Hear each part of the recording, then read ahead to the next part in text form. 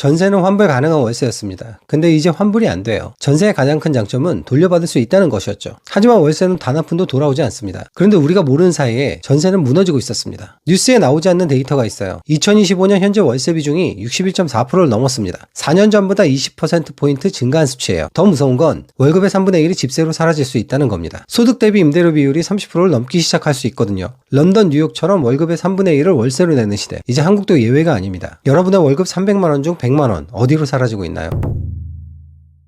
혹시 여러분 요즘 직구할 때 이런 경험 해보셨나요? 전세 2억에 월세 100만원 이게 맞나? 하면서 계산기 두드려 보신 적 있으시죠? 아니면 부동산에서 요즘은 다 월세예요 라는 말 들으셨을 수도 있고요. 자, 여기서 충격적인 팩트를 하나 전해드릴게요. 2025년도로 우리나라 신규 전월세 거래에서 월세 비중이 61.4%를 기록했습니다. 이게 얼마나 큰 변화인지 아시나요? 불과 4년 전인 2021년에는 41.7%였거든요 4년 만에 20%포인트나 급등한 거예요. 더 놀라운 건 서울이 65.2%라는 겁니다. 이제 서울에서 집 구하는 10명 중에 6, 7명은 월세를 선택하고 있다는 얘기죠. 왜 이런 현상이 일어날까요? 그리고 이게 우리에게 어떤 의미일까요? 지금 한국 부동산 시장에서 일어나고 있는 건 단순한 전세에서 월세로의 이동이 아닙니다. 수백 년간 이어져온 한국만의 독특한 주거 시스템이 근본부터 흔들리고 있는 거예요. 다른 나라들은 애초에 전세 같은 게 없죠. 우리만 보증금 맡기고 월세 안 내고 살았던 거예요. 그런데 지금 전월세 전환율이라는 게 5.8%까지 올라갔어요. 이게 도대체 뭘 의미하는 걸까요? 우선 전월세 전환율이 무엇인지 알 필요가 있습니다. 마치 환전소에서 달러와 원을 바꿔주는 환율이 있는 것처럼 전세 보증금을 월세로 바꿔주는 교환 비율이 바로 전월세 전환율이에요. 예를 들어 볼게요. 전환율이 6%라면 전세 보증금 1억 원을 월세로 바꿀 때 연간 600만 원, 즉 월 50만 원의 월세가 되는 거죠. 지금 5.8%라는 건 보증금 1억 원당 연간 580만 원, 월 48만 원 정도의 월세를 내야 한다는 뜻이에요. 간단하죠. 그런데 이 숫자가 우리 삶에 미치는 영향은 절대 간단하지 않아요. 문제는 이 숫자가 계속 올라가고 있다는 거예요.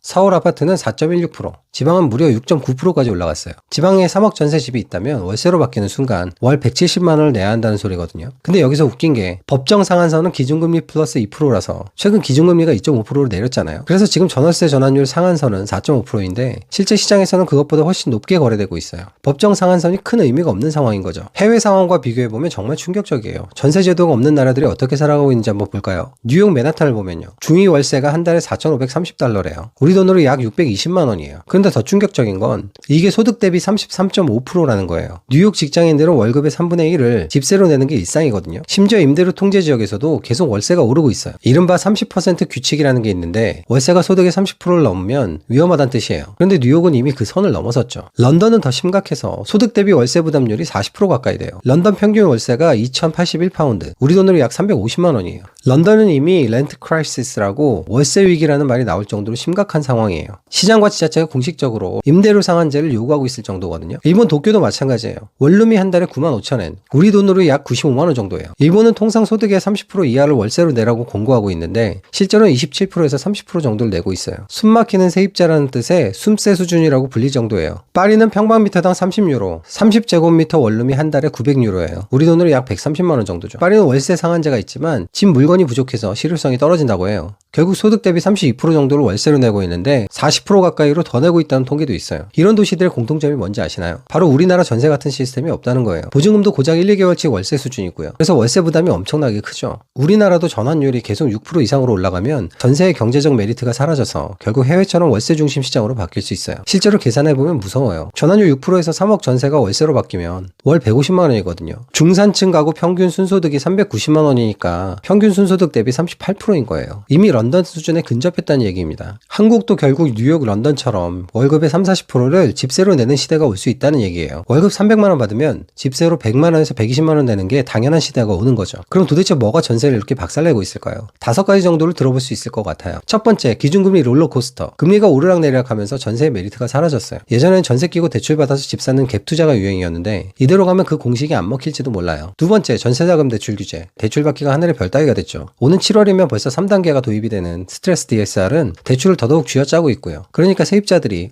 전세 대출도 안 되네. 그럼 월세나 구하자. 이렇게 되는 거예요. 세 번째가 진짜 치명적인데 전세 사기 트라우마예요. 빌라 전세 사고 터지고 나서 사람들이 전세? 무서워서 못하겠어 라고 생각하게 됐거든요. 특히 지방의 빌라나 다가구 같은 비아파트는 82.9%가 월세로 바뀌었대요. 네 번째는 신규주택 공급 부족. 들어올 집이 없으니까 기존의 전세집들도 월세로 바뀌는 거죠. 마지막으로는 1, 2인 가구의 폭증입니다. 혼자 사는 사람들은 보증금 3억? 그냥 월세 50만 원 낼게요 라고 생각할 수 있거든요. 물론 돈을 많이 벌어서 모았거나 부모님의 도움을 받았다면 모르겠지만 대부분 3억이라는 큰 돈을 모으는 것보다 월세 내는 게 더 간편하고 부담 부담도 적으니까요. 가장 무서운 건 주거 사다리의 붕괴예요. 지금까지는 전세에서 자가로 이어지는 저축형 사다리가 있었어요. 전세 보증금을 종잣돈 삼아서 집을 사는 거죠. 하지만 이 사다리가 사라지면 초기 자본 없는 청년층은 자가 진입 시기가 평균 5년에서 7년 정도 더 늦어질 수 있어요. 전세를 끼고 집을 사던 갭 투자 모델도 사실상 무력화될 수도 있고요. 임대 수익률 5% 미만 지역은 매수 동기가 약화되고 지방 소형 주택 가격이 추가로 눌릴 수가 있어요. 해외 도시들도 월세 급등에 대해서 임대료 상한제로 대응했지만 공급 감소, 음성시장 확산이라는 부작용을 겪었어요. 한국도 임차인 보호를 위해 상한제를 강화하면 등록임대 철수, 공급 위축이 동시 발생할 수 있어요. 결국 규제로는 근본적인 해결이 어렵다는 얘기죠. 그렇다면 우리는 이제 어떻게 해야 할까? 일단 세입자라면 전환율 계산기부터 활용하세요. 법정 상한선이 4.5%보다 높은 월세를 요구하면 당당하게 협상하시고요. 그리고 지역별 편차를 이용하세요. 서울 아파트 전환율이 4.1%로 상대적으로 낮으니까 서울 소형 아파트를 노려보는 것도 방법이에요. 임대사업자라면 수익률을 꼼꼼히 계산하세요. 매매가 대비 월세 수익률이 대출금리보다 높아야 의미가 있거든요. 특히 지역 평균 임대료 대비 소득 비율이 35%를 넘는 구간은 조심하세요. 서울 도심 소형이나 경기도 역세권 원룸 밀집지 같은 곳은 공실 리스크로 수익률이 급락할 수 있어요. 정부 차원에서는 월세 세액 공제 상한을 현재 750만 원에서 더 올리고 청년층 월세 지원을 확대해야 돼요. 공공보증금 대출 상품 도입도 검토해야 되고요. 안 그러면 정말로 뉴욕식 렌트 지옥이 한국에도 올 수 있거든요. 하지만 가장 중요한 건 따로 있어요. 지금 이 영상을 보고 계신 분들 중에 아직 내 집이 없으신 분들은 정말 심각하게 고민을 한번 해보셔야 됩니다. 전세라는 안전망이 사라지고 있다는 사실을 말이에요. 생각해보세요. 지금까지는 전세 살다가 돈 모아서 나중에 집 사지 라고 생각할 수 있었어요. 전세 보증금 3억을 2년 뒤에 돌려받아서 집 계약금으로 쓸 수 있었거든요. 그런데 앞으로는 뭐가 기다리고 있을까요? 매달 월세 150만원, 200만원씩 나가는 세상이 올 수도 있어요. 그렇게 되면 그 돈은 절대로 돌아오지 않아요. 2년 살면 3,600만원이 그냥 증발하는 거예요. 전세 보증금은 돌려받았지만 월세는 그냥 사라져버리니까요. 더 무서운 건 월세 인플레이션이에요. 뉴욕, 런던처럼 매년 월세가 오르는 시스템에 갇히게 될 수 있어요. 올해 150만원이었던 월세가 내년에는 160만원, 후년에는 170만원이 되는 거죠. 이쯤 되면 어렴풋이 답이 보이시죠? 답은 하나입니다. 4명의 집을 가지는 것이죠. 가장 좋은 건 내 집 마련이고요. 아니 집값이 비싸서 못 사겠는데요. 하실 수 있어요. 맞아요. 쉽지 않습니다. 하지만 지금 이 순간에도 전세는 계속 사라지고 있어요. 내년, 후년에는 지금보다 더 어려워질 수도 있거든요. 소형이라도 지방이라도 일단 내 이름으로 된 집을 갖는 게 중요해요.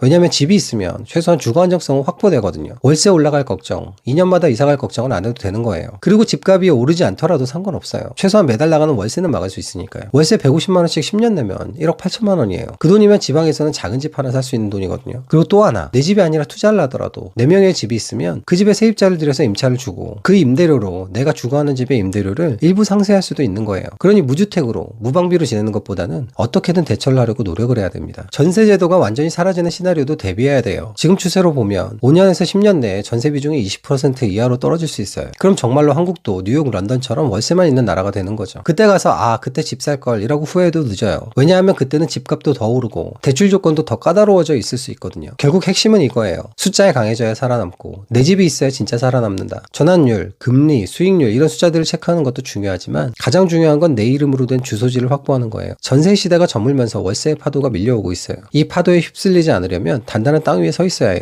그 땅이 바로 내 집입니다. 아직 늦지 않았어요. 지금이라도 내 집 마련 계획을 세우세요. 작더라도 멀더라도 오래되더라도 일단 시작하는 게 중요해요. 이 영상을 보시는 분들 중에 혹시 나는 도대체 부동산에 대해서 아무것도 모르겠고 도대체 어디에 어떻게 내 집 마련을 해야 될지 모르겠다 하시는 분들이 계신다면 제가 쓴 전자책을 읽어보시는 거 추천드립니다. 완전 초보자도 쉽게 이해하고 따라할 수 있게 썼으니까요. 필요하신 분들은 댓글에 링크 달아둘 테니까 참고해 주시고요. 오늘도 영상 시청해 주셔서 감사합니다. 구독과 좋아요는 선택이지만 여러분의 주거 안정성은 필수라는 거 잊지 마세요. 지금까지 부동산으로 수저 바꾸기 스푼체인지였습니다.